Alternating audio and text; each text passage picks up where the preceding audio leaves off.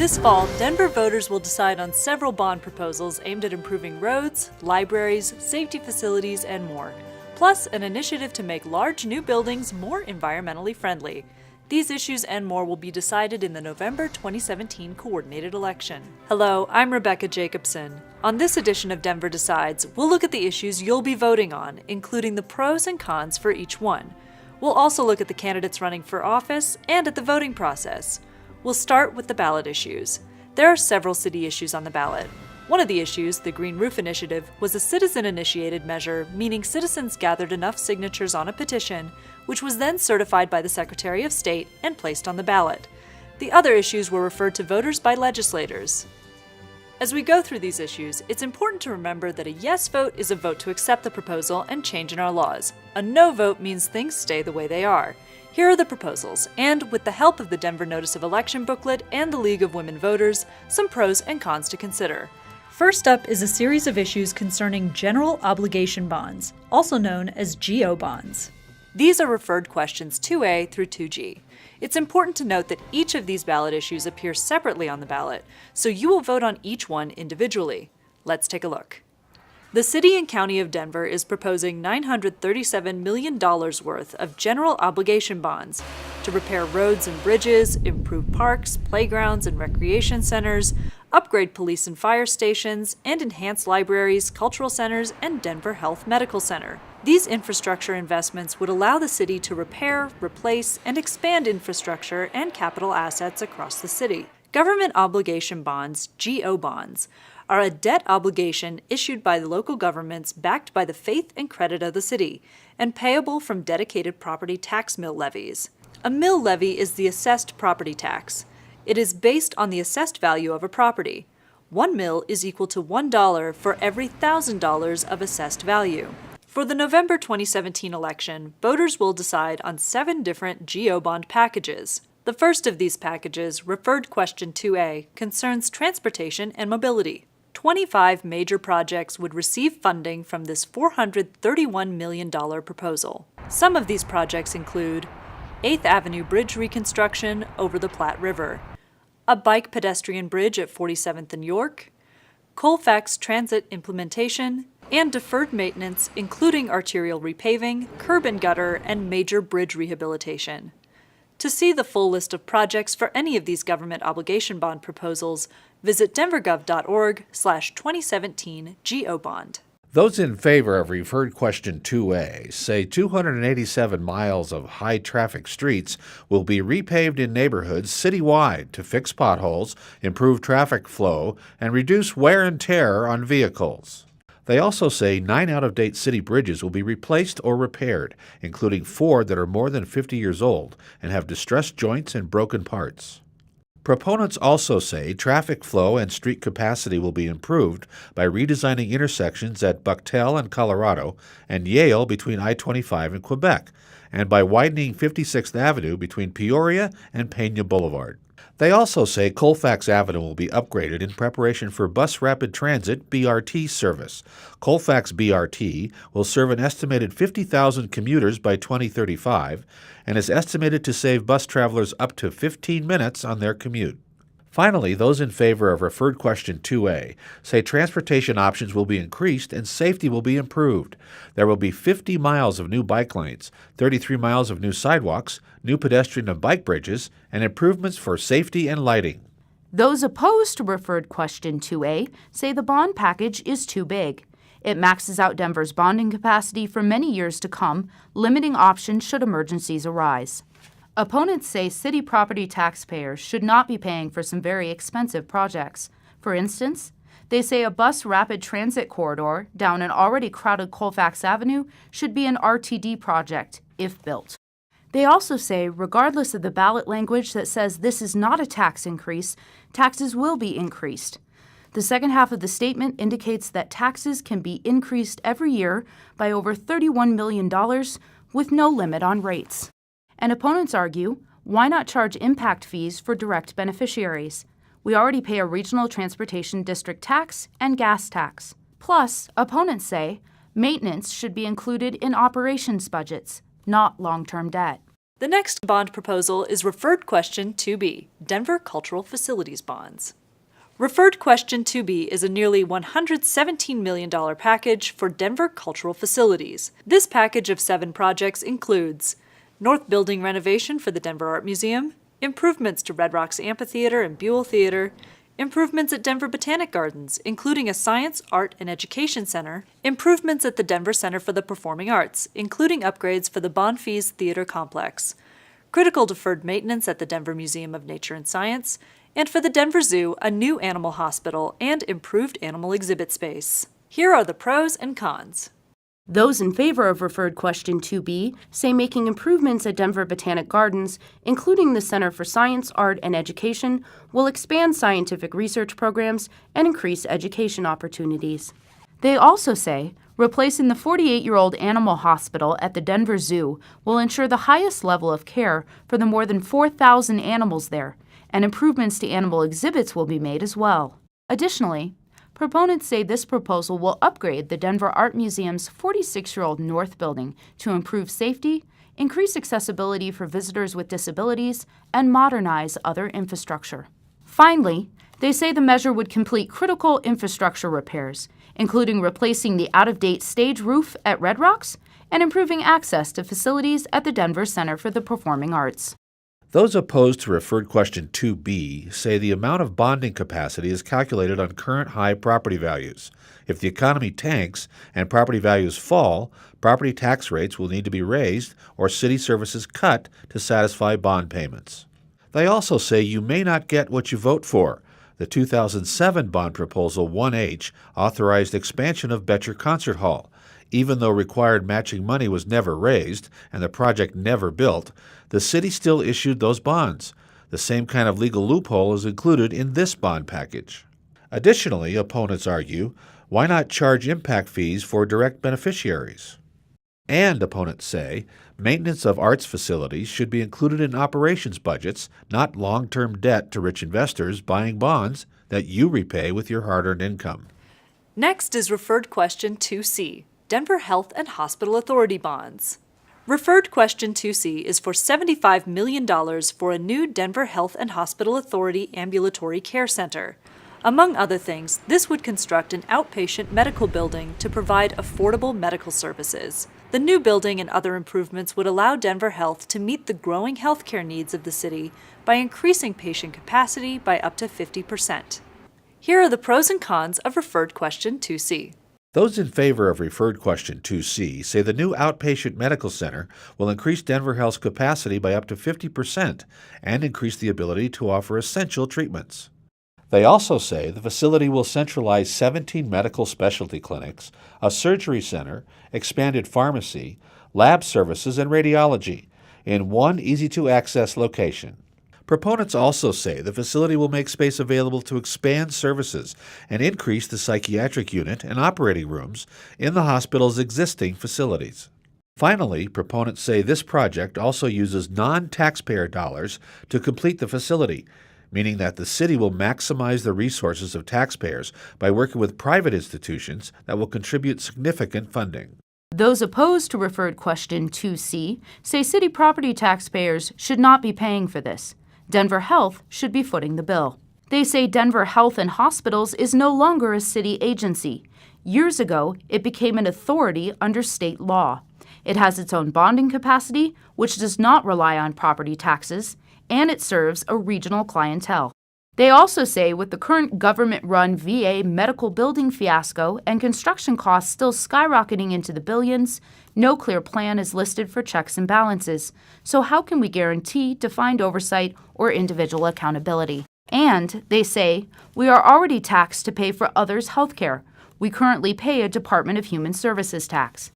Referred Question 2D is the Denver Public Safety System Bonds. Referred Question 2D is a $77 million package for Denver's public safety system. This package includes a new fire station at 72nd and Tower Road, fire station restroom and kitchen upgrades, a new Police District 5 station to improve services in Green Valley Ranch, Montbello, and Stapleton neighborhoods, replacing the Police District 6 station to improve services in Capitol Hill, Civic Center, downtown, and Five Points neighborhoods, and critical capital improvements and energy efficiency in public safety buildings.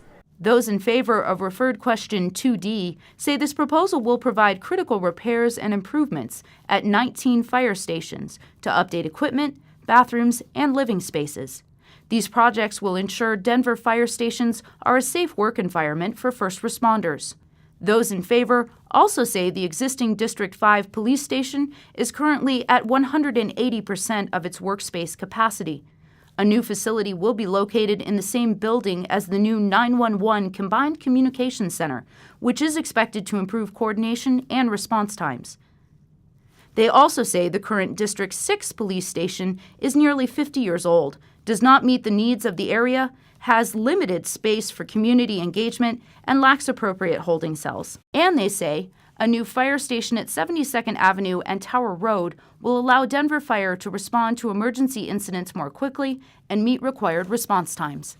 Those opposed to referred question 2D say the entire bond package is too big. Voters should reject any proposal that could be scaled back, allowing the city to bring voters a more fiscally prudent proposal next year. Those opposed say projects in these bond proposals are not equitably distributed throughout the city. Southern portions of Denver are woefully shortchanged. Those opposed say you may not know what these proposals will cost you. You have been told the projects can be financed without raising tax rates, but you may not have been told how much property taxes would go down if voters reject some or all of the proposals. Full transparency is needed. Opponents also say property taxes hurt those on fixed incomes, particularly seniors. Referred question 2E is the Denver Library System bonds. Referred question 2E is a $69 million package for Denver's library system. This package would see renovations to 11 libraries, including the Central Library. Improvements would include safety and security, walkways and exterior lighting, updated bathrooms, new and improved community and learning spaces, updated children's spaces, energy efficiency, improved air conditioning and heating systems, and upgraded elevator systems. Those in favor of referred question 2E say it will modernize and update 11 Denver public libraries to be safe and functional for residents of all ages to engage with new information and connect with the resources they need. They also say it will create new and expanded spaces for community gathering, technology access, programming, and enhanced learning areas for children at Denver Public Library branches. They say it will improve safety and security at neighborhood branch libraries and Denver Central Library. Those who oppose referred question 2E say this entire bond package is too big. It requires paying interest for 20 years, making the entire $937 million package capital costs soar to $1.7 billion. Opponents say you may not know what these proposals will cost you. Without knowing the dollar amount paid by the average homeowner or business per year, or over a 20-year period, to fund this huge bond package, it is difficult to make an informed decision. Full transparency is needed. And opponents argue these bond projects are not equitably distributed. Together, the citizens in the south areas of Denver represent 36% of the city's population, but only get 11% of the bond project value. Referred question 2F is the Denver Parks and Recreation bonds. Referred question 2F is a $151 million package for Denver's Parks and Recreation system.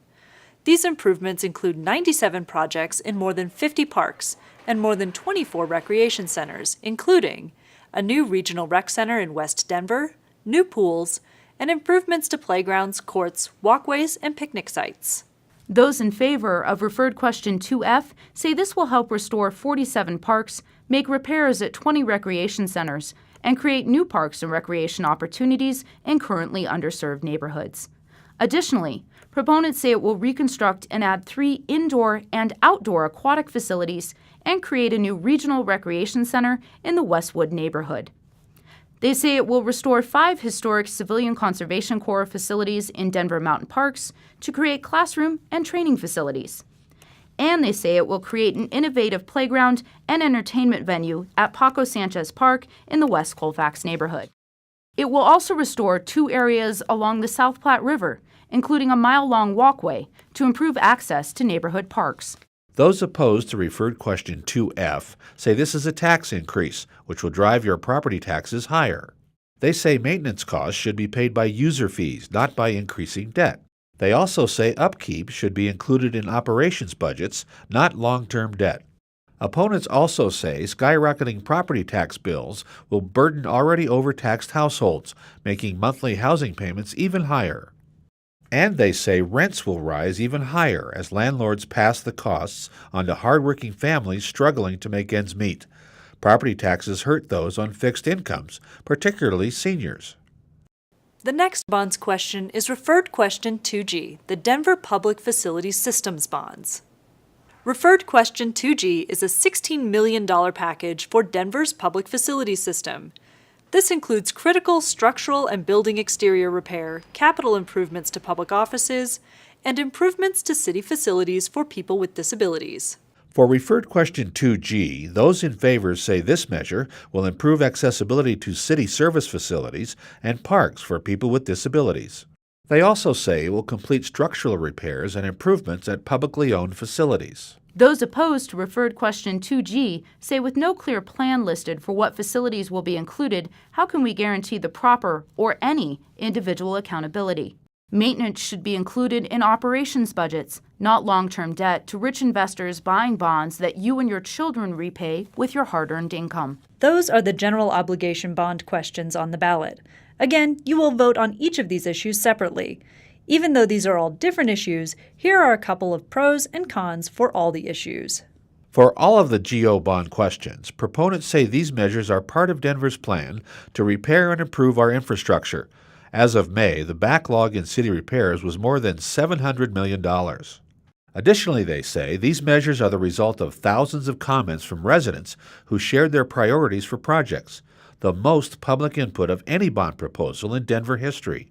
This bond proposal will keep tax rates the same and save taxpayer dollars by repairing our infrastructure before it breaks. Opponents to all of these measures say, again, that the bond package is too big. It maxes out Denver's bonding capacity for many years to come, limiting options should emergencies arise.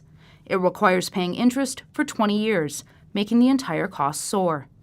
They also say the amount of bonding capacity is calculated on current high property values.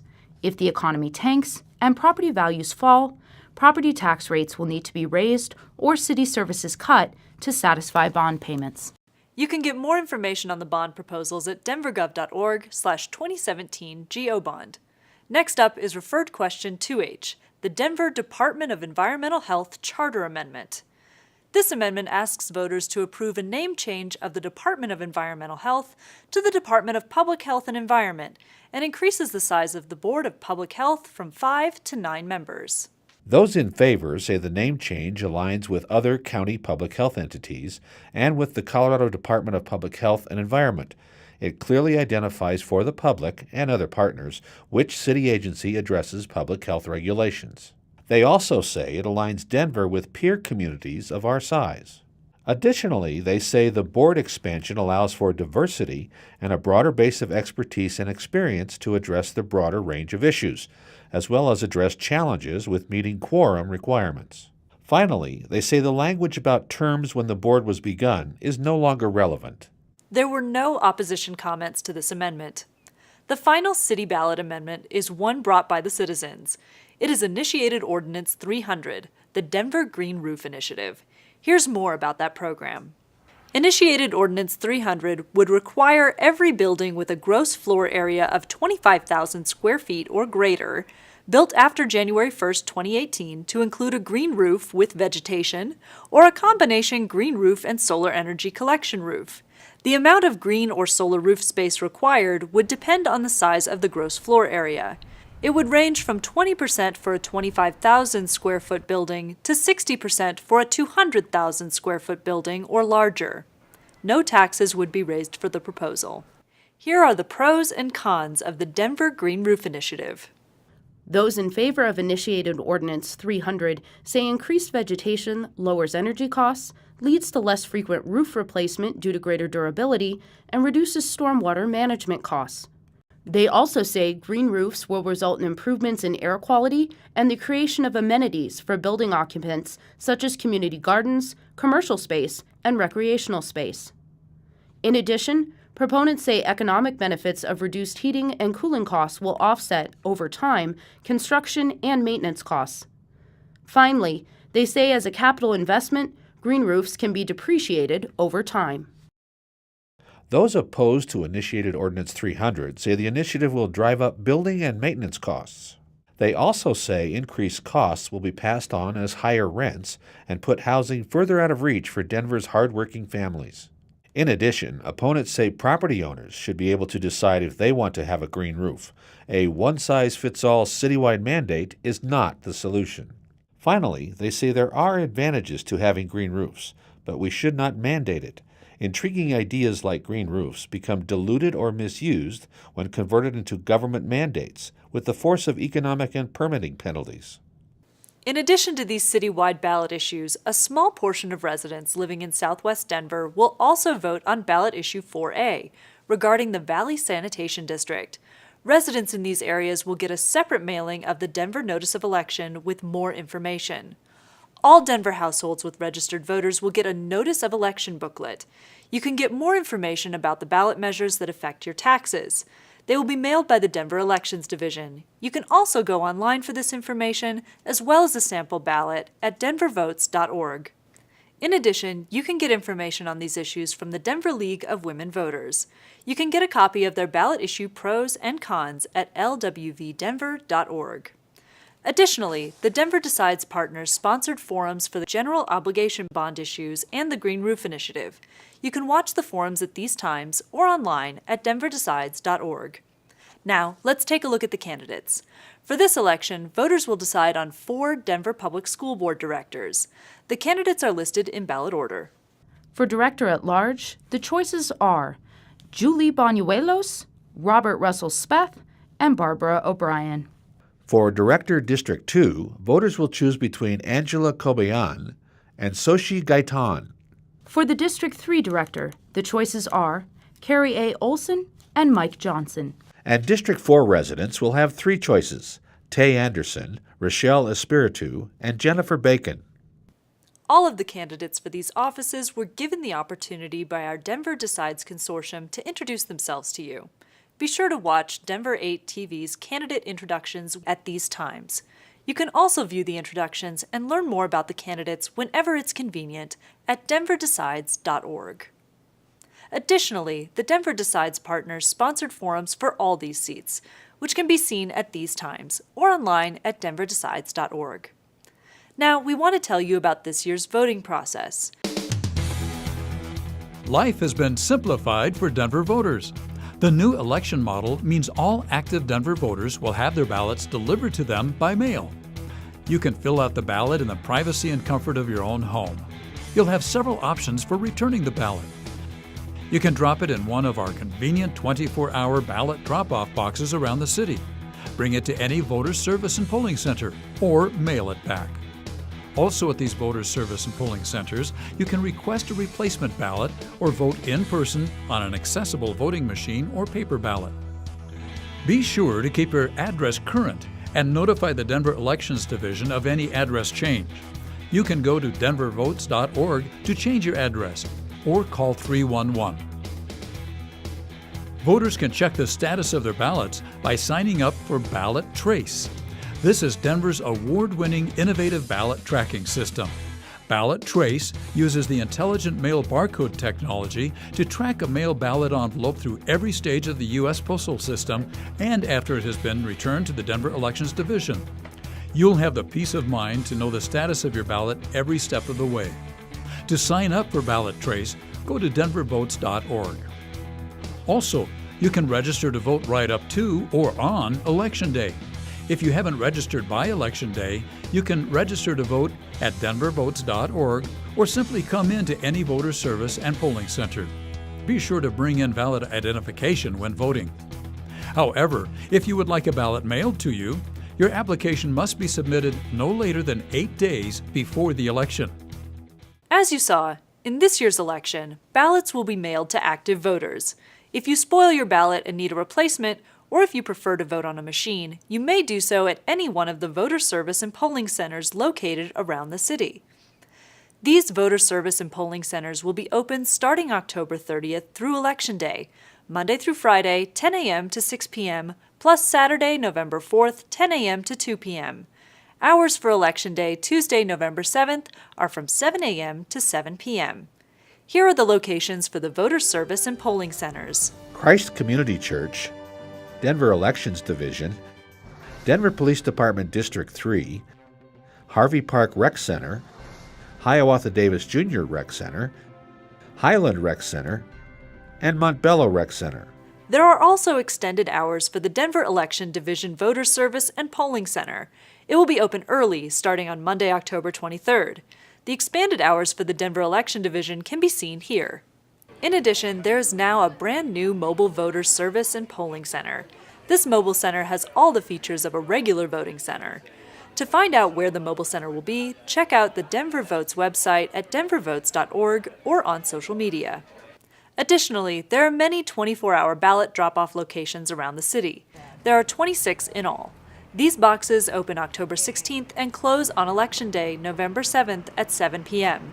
They are open 24 hours a day, 7 days a week. You can find the drop-off locations at denvervotes.org or in your Notice of Election booklet. Also, all of the voter service and polling centers will have drive-through ballot drop-off. If you have questions on the voting process, you can go to denvervotes.org or call 720-913-VOTE. That's 720-913-8683. You can also access this information through the Denver Votes app. It's the official mobile app of the Denver Elections Division and puts a variety of voting information at your fingertips. Search Denver Elections to download the Denver Votes app. Again, registered voters will get a notice of elections in the mail with information about the election and issues. Remember, in order for your vote to count, make sure your ballot arrives by 7 p.m. on Election Day. Thanks for watching, and be sure to exercise your right as an American and vote.